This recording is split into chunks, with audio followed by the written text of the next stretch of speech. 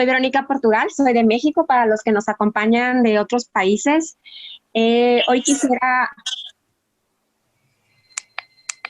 Alguien por ahí tiene conectado su micrófono y está haciendo interferencia con el mío. Bueno, gracias por asistir a esta reunión de un tema muy sensible, que es básicamente corrupción en tiempos de pandemia, en tiempos de COVID-19. Yo estoy aquí desde México, trabajando en el tema de la corrupción desde hace algunos años, específicamente desde el año 2015, pero nos hemos enfocado antes a temas relacionados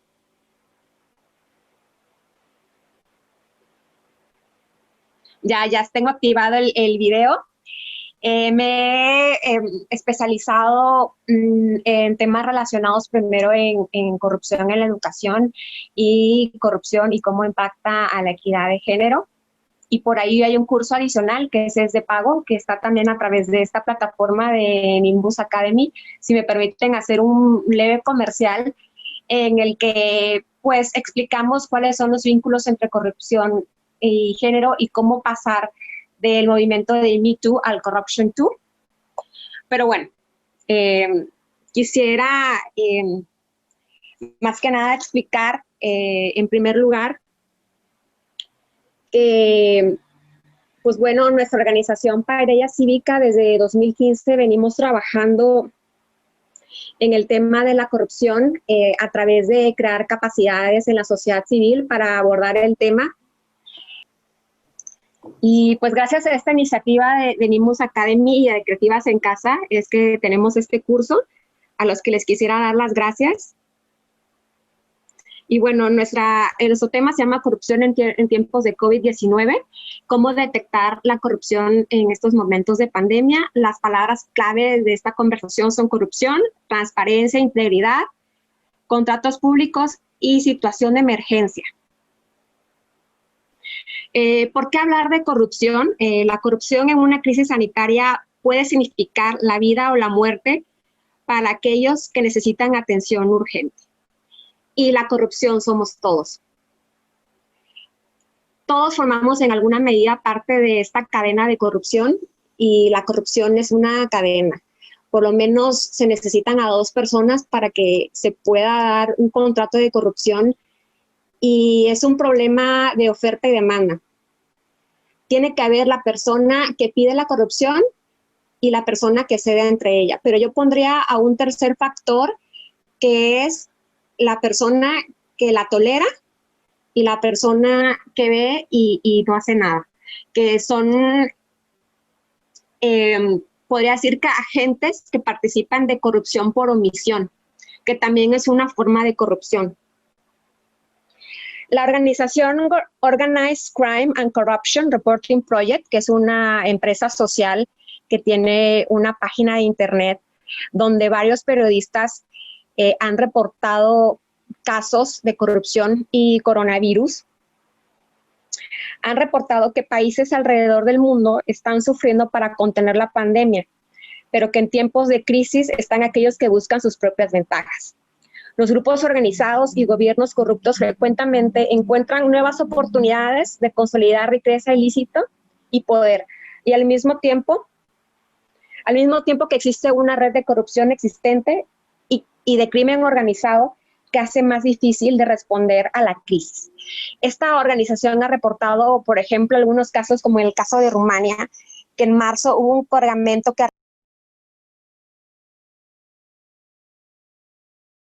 1 millón de máscaras cubrebocas N95 para enfrentar el COVID-19, pero que pronto sus médicos que estaban en la línea de batalla frontal se llevaron una gran decepción al ver que los cubrebocas de poliéster eran basura. La parte elástica se rompía al momento de ponerse, al mismo tiempo que el cargamento tenía un beneficiario, una compañía controlada por una persona convicta por crimen organizado y que a la vez era un empleado de un ministerio de gobierno. Los cubrebocas fueron comprados a Turquía por 7.50 euros la pieza y revendido a 17.45 cada una a la empresa de gobierno de Rumania que adquirió los cubrebocas. Por otra parte, algunos cubrebocas no ajustaban lo suficiente y si resbalaban dejaban descubierta la nariz. En otros países como Eslovenia, la procuración de compras de productos médicos para proteger al personal benefició a un poderoso empresario con inversiones en electrónicos, sector inmobiliario, pero sin experiencia en el sector de salud. El gobierno de Eslovenia firmó un acuerdo de 25.4 millones de euros en marzo con una compañía llamada Public Digital Infrastructure para proveer equipo de protección contra el COVID-19. Y algunos récords corporativos muestran que esta compañía es subsidiaria de una empresa controlada por el hombre más rico de Eslovenia, Jože Peseknik. Por otro lado, se han dado en otros países otros tipos de corrupción en este manejo de la pandemia. Turquía, por ejemplo, en una apuesta por detener el COVID de propagarse a través de las prisiones, planeó liberar a 10,000 criminales, incluyendo gángsters y asesinos. Sin embargo, no planeó liberar a periodistas o a prisioneros políticos. Los grupos de derecha acusaron al presidente Tayyip Erdogan de capitalizar en la crisis para liberar reos que le harán ganar puntos en sus distritos electorales. Muchos prisioneros así liberados eran miembros de sindicatos de crimen organizados asociados con el Partido del Movimiento Nacionalista, un partido de extrema derecha alineado con el presidente Erdogan. Por otro lado, en Azerbaiyán se dio una ola de arrestos que tuvieron como objetivos grupos de oposición y activistas de derechos humanos, que han acusado a Azerbaiyán de usar la crisis de coronavirus como excusa para acorralar a la oposición. Poniendo esto en contexto, Azerbaiyán impuso medidas estrictas de cuarentena en las que la gente tiene que pedir permiso a las autoridades cada vez que ellos dejan sus casas. Por el contrario, de no ser así, enfrentaría un mes de cárcel.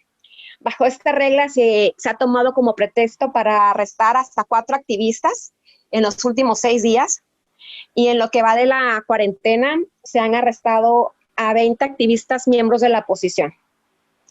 Por otro lado, también ha habido, con el motivo de la pandemia, no solamente corrupción en el sector salud o en las compras o con manipulación de fines electorales, sino que también, como en el caso de Irak, el gobierno ha tomado medidas contra los periodistas que quieren transparentar el número de víctimas por el virus. Por ejemplo, el organismo regulador de los medios en Irak suspendió la licencia de Reuters, una de las agencias de noticias más importantes del mundo, por querer publicar una historia alegando que el número de casos confirmados de COVID-19 era mucho mayor a la que reportaba el gobierno. Y por lo tanto le fueron retirados la licencia para ejercer el periodismo dentro de Irak. En el sur de Italia, la mafia italiana ha querido establecer una red de clientelismo con la población que se ha habido afectada por el virus a través de repartir despensas. En Sinaloa se ha dado algo parecido con la hija del Chapo Guzmán, que ha estado repartiendo apoyos a las personas afectadas, pero que muchas personas creen que este apoyo no es gratuito. O sea, conociendo cómo operan los cárteles de droga y el crimen organizado, es muy probable que estos favores vengan con algo a cambio. Y pues esa es una parte, el miedo. En Estados Unidos ha habido no solamente, los problemas que ahora se están enfrentando, que tanto los gobiernos locales como estatales, los mismos hospitales y el gobierno federal se están peleando por los recursos, por las mascarillas, cubrebocas, y que a través de Defense Production Act se ha tomado como excusa el gobierno federal para poder acapararse las máscaras, mientras que otros hospitales y gobiernos estatales están pues carentes de estas mascarillas. Entonces, en estos casos no son precisamente actos como de corrupción, pero sí como actos de falta de integridad en las que, parafraseando a un académico que fue mi profesor, Gonzalo Hernández, decía que los momentos de escasez es cuando más se manifiestan como las peores actitudes de egoísmo del ser humano, porque ya no hay empatía y ya no hay como ese sentimiento de protección hacia los demás, ya solamente te fijas en ti y en los tuyos. Entonces, en ese caso, pues el presidente Trump tiene pues una agenda ya muy bien definida, muy cerca de las elecciones, y pues por eso está acaparando este material, a pesar de que esto va en contra de los intereses de los estados y de algunos hospitales. Y con el fin electoral, que ya está muy próximas las elecciones, y por lo tanto hay algunas medidas que sí son como con fines muy electorales, como por ejemplo el querer los cheques que está dando de ayuda de $1,200 que se van a repartir a cada miembro de la familia. Él ha esperado para que su firma, porque él quiere evidenciar que esa ayuda está llegando gracias a él. Y eso es muy obvio que es con un fin electoral. Pero pues esta ayuda se ha estado retrasando cuando es urgente. Pero solo se ha retrasado pues con esa pues meta de que él quiere que se visibilice que es gracias a él que las personas están recibiendo la ayuda. Y bueno, parafraseando algunos casos y hablando, pues ya hablé un poco de lo que hace nuestra organización y de los casos que están surgiendo alrededor del mundo. Quisiera hablar que en el momento de dar una corrupción en momentos de pandemia, podemos identificar riesgos de corrupción en 3 aspectos, no solamente en el sector salud, sino también cuando se aborda el problema de la pandemia a través de ayuda humanitaria, que es el segundo sector del que después vamos a hablar, y también en el manejo de la crisis. En el manejo de la crisis me refiero a cómo son repartidas las ayudas para reactivar la economía, el manejo de la información que se están teniendo en los medios y el manejo de la información oficial que están dando las autoridades, y también de esa manipulación que se está dando para obtener algún beneficio a cambio de poder o de económico. Y quisiera primero enfocarme en la corrupción en el sector salud, que es un sector que es bastante difícil porque tiene ciertas características que contribuyen a que ya sea, si es un sistema de salud público o privado, sea vulnerable a actos de corrupción. En primer lugar, es el problema de la información asimétrica. El sistema de salud, el sector salud, es uno de los principales que tiene este problema de información asimétrica por el nivel de tecnicidad y de especificación que requiere el sector salud. O sea, en primer lugar, existe un desequilibrio de información porque los profesionales de la salud poseen más información acerca de las enfermedades que los pacientes.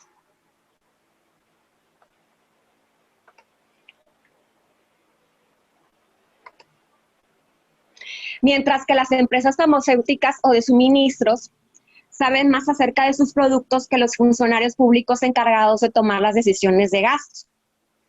Si hubiera un equilibrio de información, se podría reducir las pérdidas generadas por la corrupción.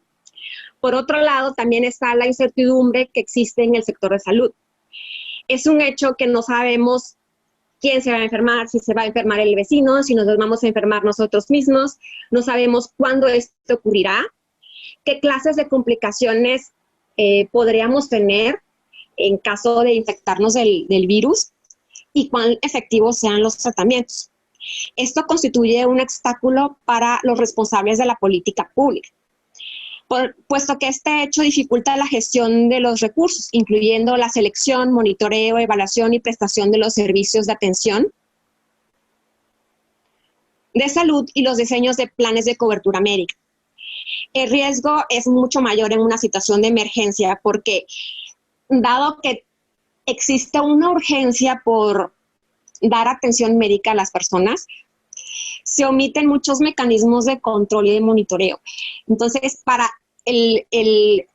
decir pues que se quiere atender rápido algo, a veces no se dan cuenta los gobiernos a quién le están contratando los servicios, cuál es la calidad de los mismos, quién está detrás de las empresas a las que le están contratando, porque todos esos mecanismos de control implican un cierto nivel de burocracia que retrasa el proceso. Y por otro lado está el número de los actores involucrados. El sistema de salud es muy complejo, en particular por el número de actores que están presentes. O sea, estos son tanto los organismos reguladores, los hospitales, los ministerios, los sindicatos de médicos y también las aseguradoras, por otro lado, y también los pacientes y los proveedores externos. Esto exacerba las dificultades de generar y analizar información, promover la transparencia y detectar y prevenir la corrupción. Generalmente las relaciones entre los proveedores de suministros y las entidades que brindan atención médica sanitaria y los responsables de la formulación de políticas públicas suelen ser muy poco transparentes y pueden derivar en la distorsión de los servicios de salud. Se distinguen por lo menos 4 tipos de corrupción en el sector salud.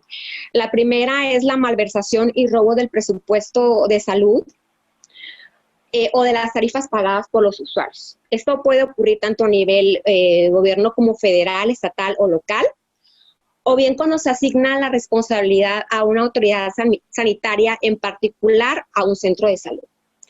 En este caso, los suministros pueden sustraerse para uso personal en consultorios privados o a través de reventa. También existe corrupción en contrataciones públicas, que es lo que ahora está muy en boga. En el caso de México, muchas contrataciones se están haciendo a través de el esquema de adjudicaciones directas. Entonces, lo que esto implica es que con tal de hacer las compras rápido, básicamente los gobiernos tienen la discrecionalidad de comprar a quienes ellos consideran que les puede dar un mejor servicio, pues. Pero esto tiene como incentivos perversos, porque podrían haber, como en unos casos que comentamos, productos de mala calidad.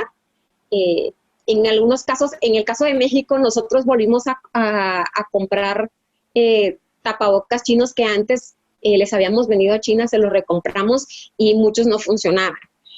Por otro lado, también puede haber especulación en cuanto a los precios y también pueden ser sobornos. O sea, nosotros no podemos saber si en realidad aquel proveedor era el que más le convenía o el que tenía el producto de mejor calidad y menor precio, porque en realidad el encargado de compras del gobierno recibió un soborno, ¿no?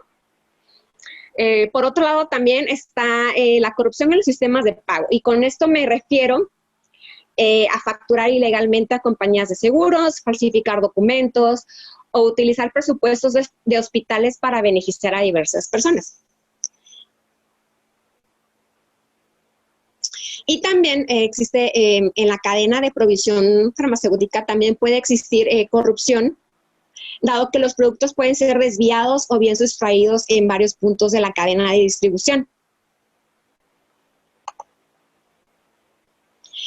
Se pueden exigir tarifas para probar productos. Ahora que viene lo de la vacuna, que muchos parece ser que una competencia de varios gobiernos por ver quién saca la vacuna primero. Los órganos que se encargan de aprobar vacunas y de probarlas, pues tienen incentivos aprobarlo rápido, pero no sabemos realmente cuáles son las consecuencias que puede tener muchas vacunas que se están haciendo.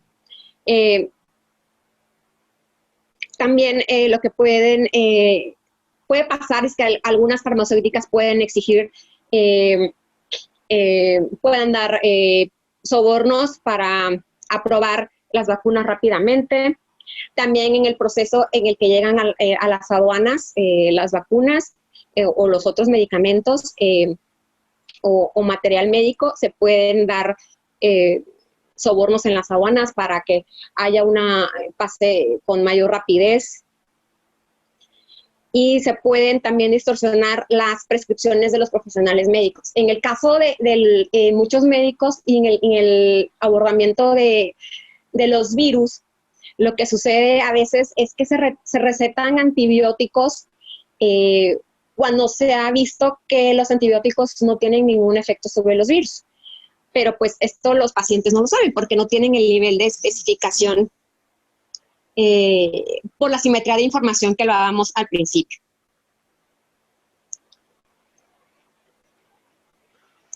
Y bueno, la ONG Transparencia Internacional subraya, además, 6 tipos de corrupción en el sector salud, que es el ausentismo del personal médico.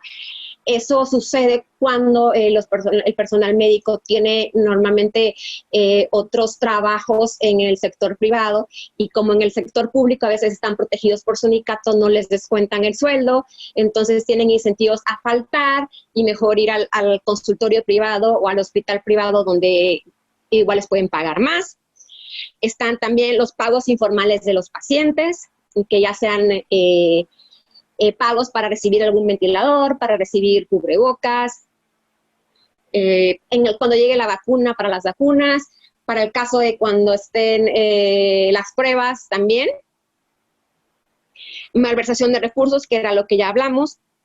Corrupción en prestación del servicio. Y aquí también está favoritismo, que es son los dilemas éticos a los que se están enfrentando muchos médicos, de que a quién le van a dar prioridad ante la escasez de material que hay. En primer lugar, se podía prestar la situación en la que los médicos favorecieran ciertas personas con conexiones sociales o con dinero a cambio de favores, a cambio de regalos, a cambio de dinero. En el caso de personal médico que es mal pagado, sobre todo en nuestro país. También la manipulación de los datos, es un acto de corrupción que ya se está viendo cuando no se reportan la cantidad de afectados o muertos que realmente son. Y bueno, la corrupción es endémica en el sector salud y me gusta ponerlo mucho en esta ecuación porque como soy economista, me gusta ponerlo todo en términos de números. Y bueno, la ecuación es corrupción igual a monopolio en la oferta de bienes, más discrecionalidad de las autoridades, menos rendición de cuentas. Entonces, lo que queremos hacer, lo que queremos los ciudadanos, lo que queremos los que estamos viviendo esto, es que ante un momento así, mejorar aumentar el rendición de cuentas, dado que no podemos modificar el de monopolio y discrecionalidad, porque pues el monopolio ya lo tiene ahorita el gobierno y discrecionalidad. Tendremos que cambiar las leyes y ahorita ante una situación de urgencia no hay tiempo para eso. Queremos aumentar la rendición de cuentas para que baje esa cantidad de corrupción en el sector salud y pues baje esta cantidad.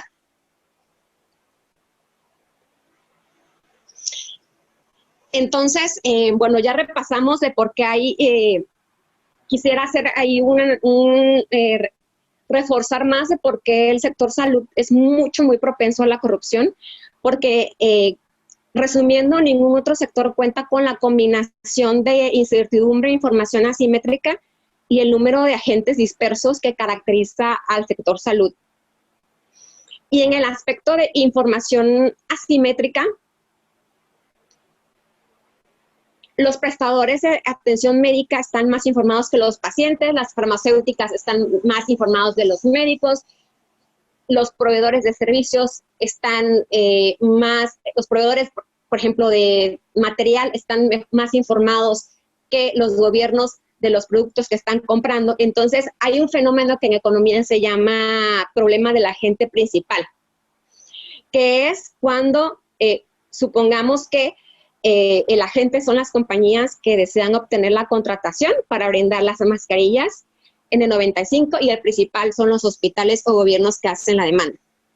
El principal no tiene conocimiento sobre la calidad del producto del agente y ambos tienen intereses totalmente distintos, objetivos totalmente distintos. El agente, que es la compañía, quiere vender, quiere ganar dinero, no le importa la salud de la persona a la que le está vendiendo, no le importa si se mueren o no. Mientras que el principal, asumiendo que es benévolo, quiere salvar vidas, ¿no? Entonces, esto se convierte en un dilema ético.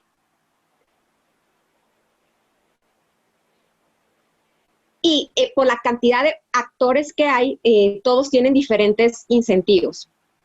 Por ejemplo, en primer lugar, los ministerios de salud pueden pasar por alto las certificaciones de los médicos.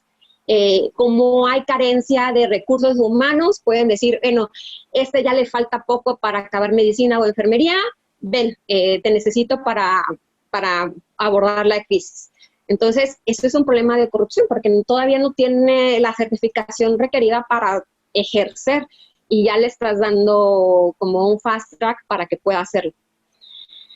O tomar decisiones de gasto basadas en razones electorales. Puede ser que el presidente decida dar mayores ventiladores o mayores mascarillas a distritos que son afines a su partido.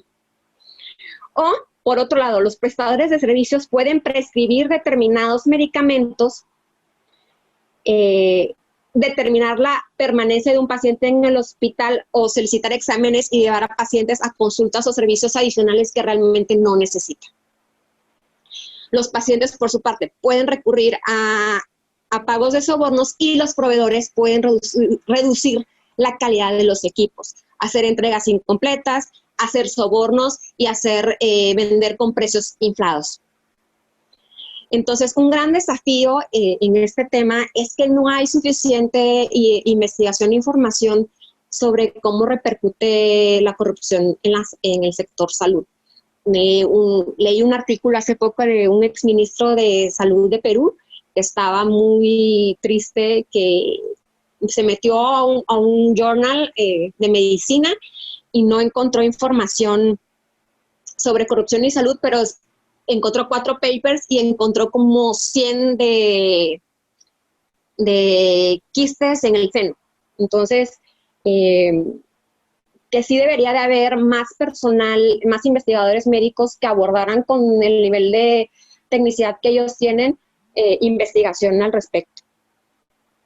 Y bueno, ya pasando al segundo tema, que es cuando se maneja la corrupción, cuando se maneja el COVID como crisis humanitaria, es que, bueno, en primer lugar, los riesgos de corrupción en el que se incurren cuando hay ayuda humanitaria es que las ONGs, por más que tengan intenciones buenas, no están exentas de corrupción. Normalmente hay un tabú dentro del sector humanitario, el cual inhibe la efectividad de las medidas como los mecanismos de control. Normalmente se confunde tolerancia cero a la corrupción con debate cero a la corrupción. Hay un miedo a que haya debate en el tema porque no se quiere ofender a nadie, cuando el debate no necesariamente implica que una ONG o organismo es en particular corrupto. El debate, en cambio, abriría medidas de prevención sólidas. Y por otro lado, se necesitan medidas para empoderar a los ciudadanos. En el caso del manejo del brote del ébola en el año 2017, se encontró que se habían desviado como $6 millones en el manejo de los recursos en esa crisis sanitaria. Y asimismo, otra cosa que sucedió es que se dio un fenómeno llamado extorsión sexual, que se llama sextortion, y es otro tipo de corrupción en el cual las mujeres y niñas son las víctimas, porque lo que sucedió en el Congo, que es donde se dio el brote de ébola, es que a las niñas no les daban las vacunas a cambio de que tuvieran sexo con los de ayuda humanitaria.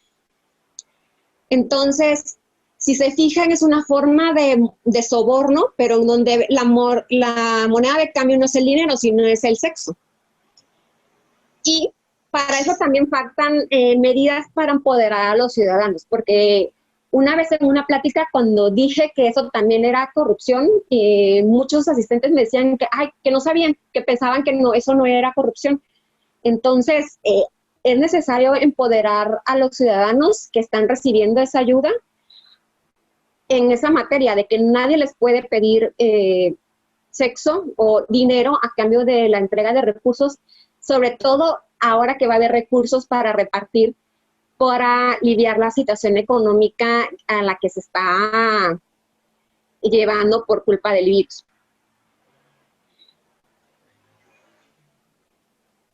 Pasemos a la siguiente slide. Y bueno, en el sector humanitario hay muchos dilemas y que suponen riesgos de corrupción. El primero es que el riesgo de afectar la reputación de las ONGs. Esto sale a colación porque sigue siendo un tabú el hablar de corrupción en los organismos, y piensan que eso puede dañar la reputación de las ONGs. Entonces, cuando ven un problema de que hay desvíos de recursos, donde hay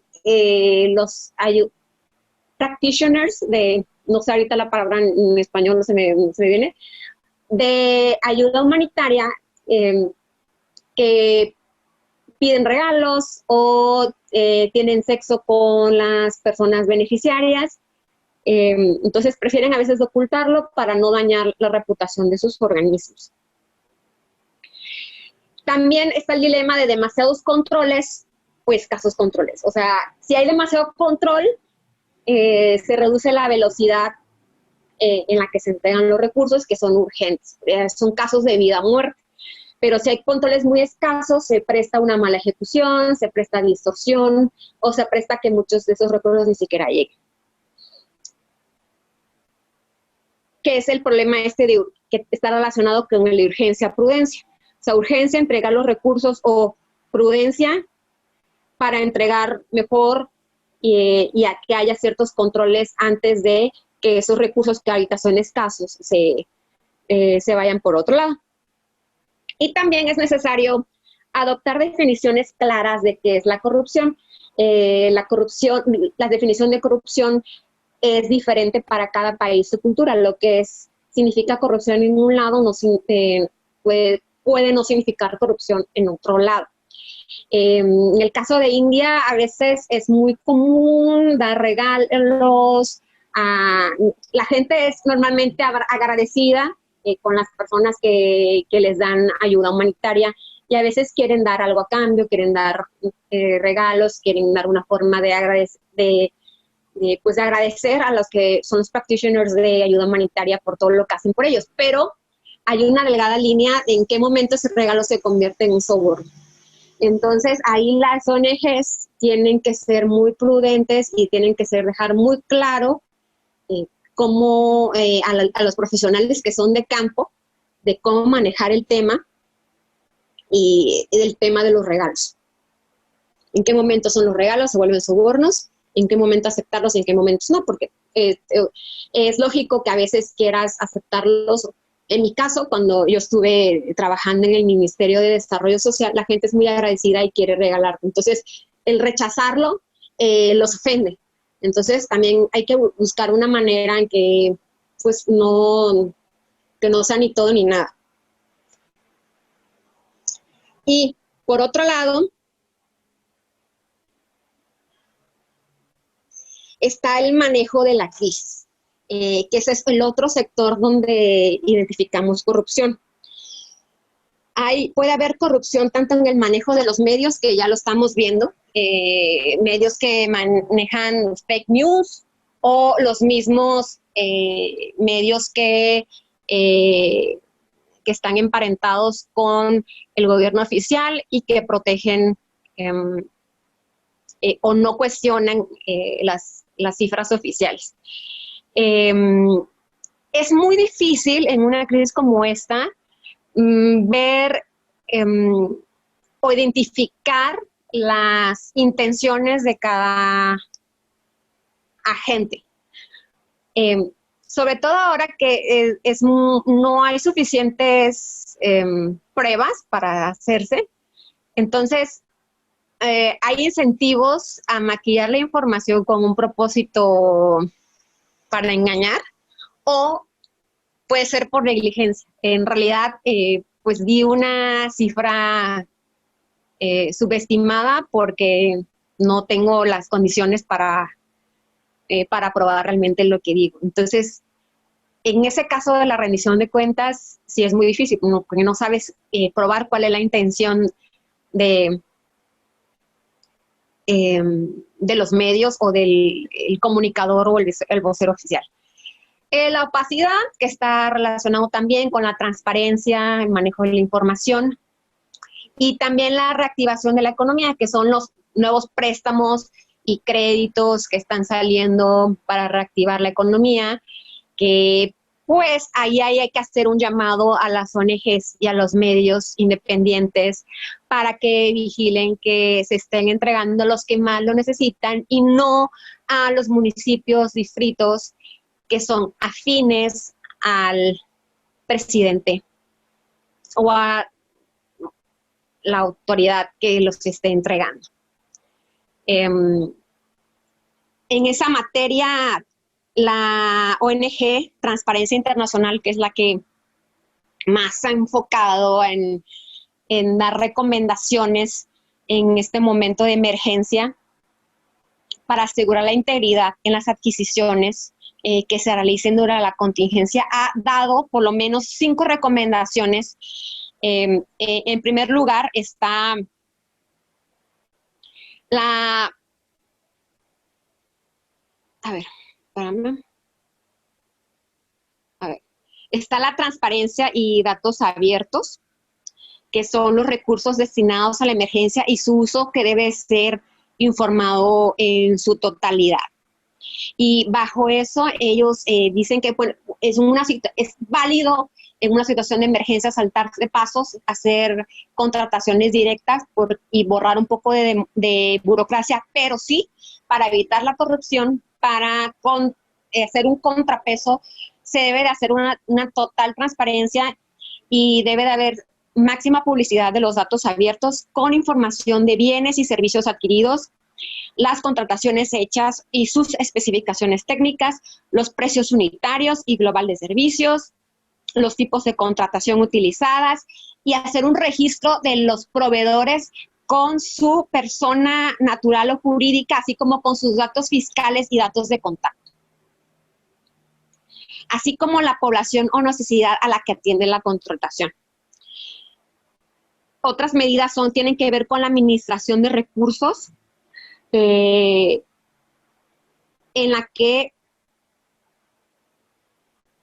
se recomienda que los gobiernos deben de usar de forma preferencial las plataformas de transparencia presupuestaria disponibles a través de micrositios especializados para la información de los recursos, y también ir en frontal con la realización de auditorías.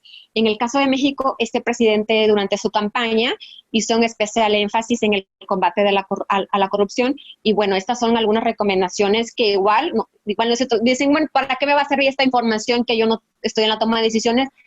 Igual como ciudadanos podemos exigir o vigilar a través de los micrositios que sí se estén ejerciendo nuestros recursos, por lo menos en nuestra localidad. O sea, a mí me gustaría que se hiciera una campaña de adopta tu hospital más cercano, y que en los sitios de transparencia y de gasto estemos verificando que en realidad se esté reportando lo que realmente está diciendo el gobierno. También hay otras que tienen que ver con rendición de cuentas.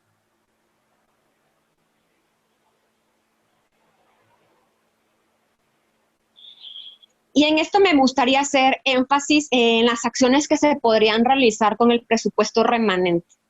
En el caso de que hubiera, o bien cómo integrarlo al patrimonio del Estado. Es probable que haya algunos recursos que no se ejerzan, porque así son los tiempos de la burocracia y siempre hay subejercicio de recursos. Entonces, ver que hay una rendición de cuentas de qué es lo que va a pasar con esos recursos que se van a ir quedando. Otra medida que me encanta es la de garantizar la competencia económica. La competencia económica es fundamental para que no haya colusión y formación de monopolios, duopolios, oligopolios en la provisión de material médico.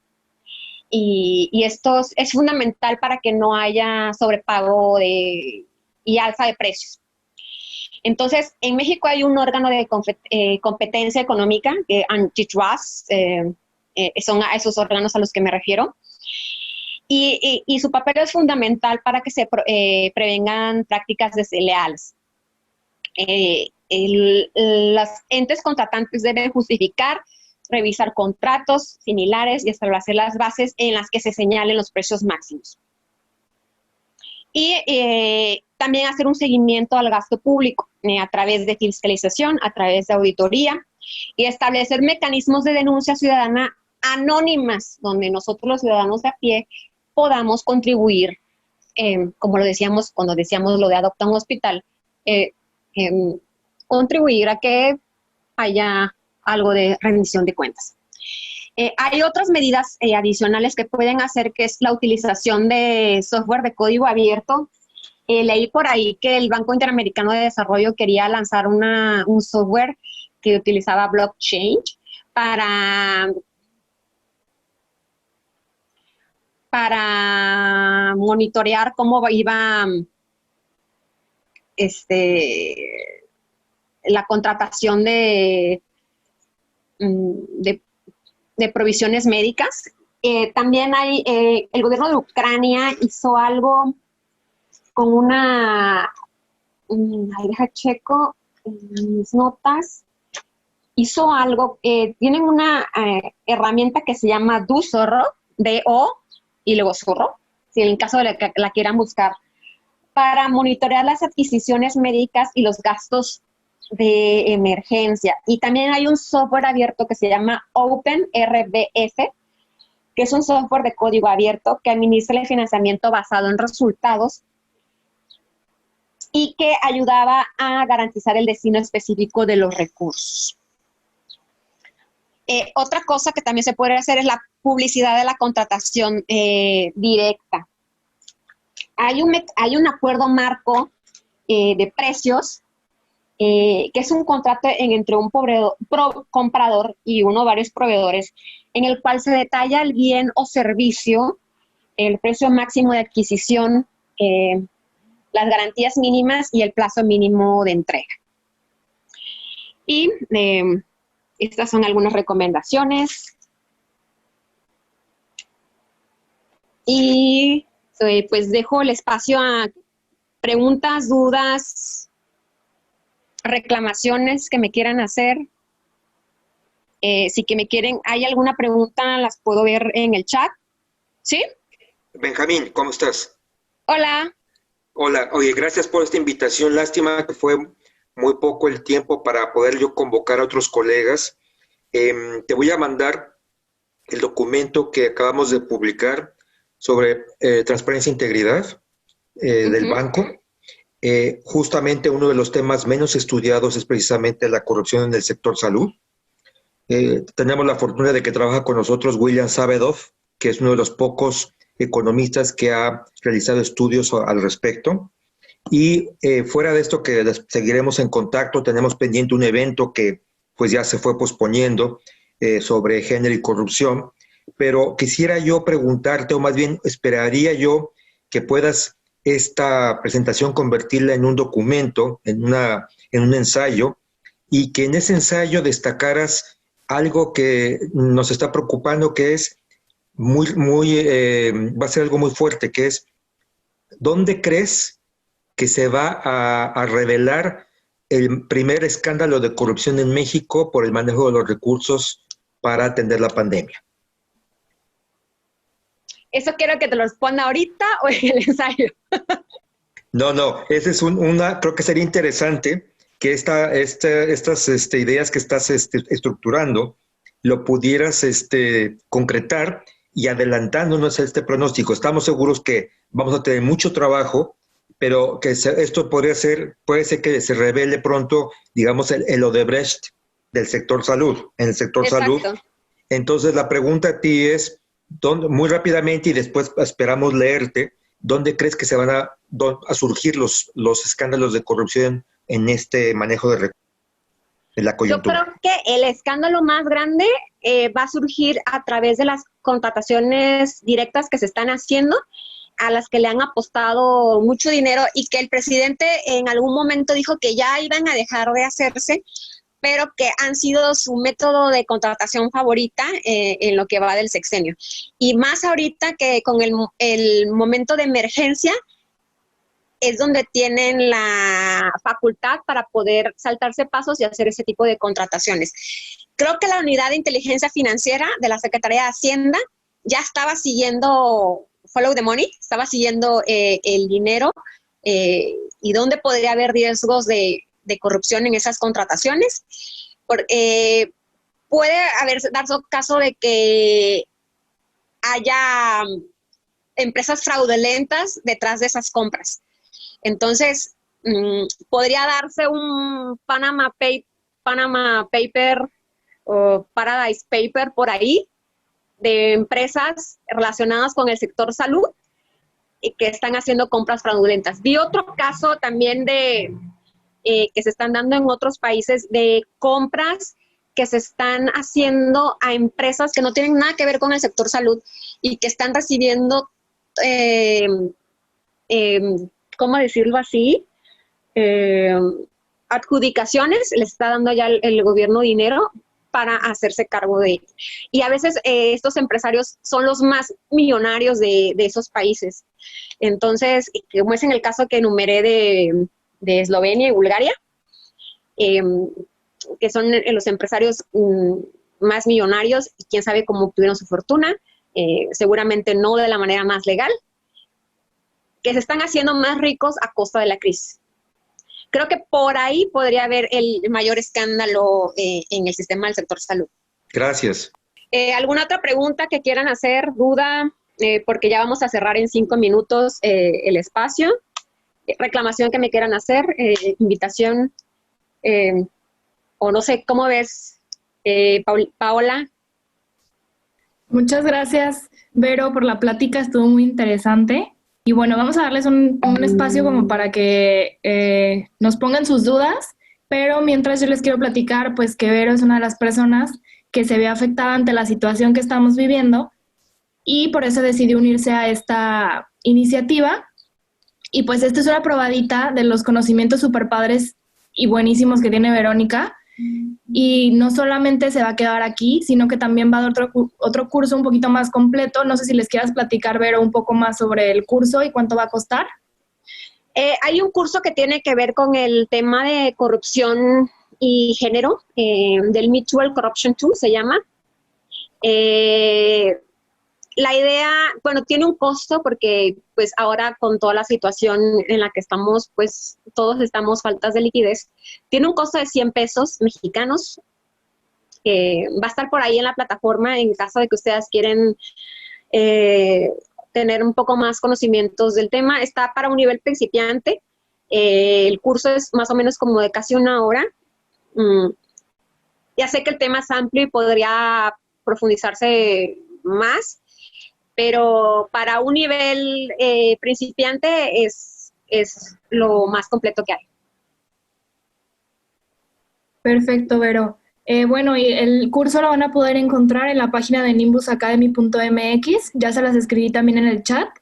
Yo creo que en algunos días esperamos poderlo tener ya arriba. Y bueno, también, Vero, no sé si les puedas compartir a lo mejor tus redes sociales por si alguien se quedó con alguna duda, que no se anima a preguntar y te quiere escribir. pero les puedo compartir bueno, nada más ahorita tengo Facebook, no tengo Twitter ni Instagram. Bueno, sí tengo Instagram, pero casi no lo uso. Les puedo compartir mi correo personal. Es veronicaportugal 82@gmail.com. Muy bien, Vero. Pues muchísimas gracias a ti principalmente por compartirnos todas estas cosas súper padres y a los que se conectaron por unirse a la iniciativa. Quiero recordarles que Vero no es la única que está dando cursos, sino que también hay muchísimos más emprendedores que están buscando el apoyo para seguir adelante. Ok, chao, un beso a todos. Muchas gracias, hasta luego. Gracias. Bye bye.